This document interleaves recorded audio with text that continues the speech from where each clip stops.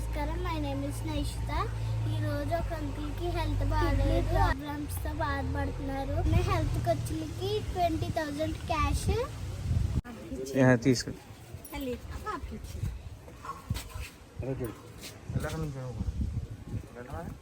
సంబంధించిన కిరాణా సామాన్లు వాళ్ళకి అలానే బియ్యం, ధనియాలు, అలాగా పేస్ట్ అలా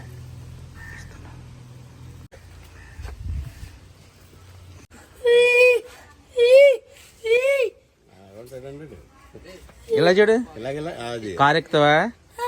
ఓకే ఓకే అంటే కార్ ఎక్కించరండి ఇక్కడ నుంచి.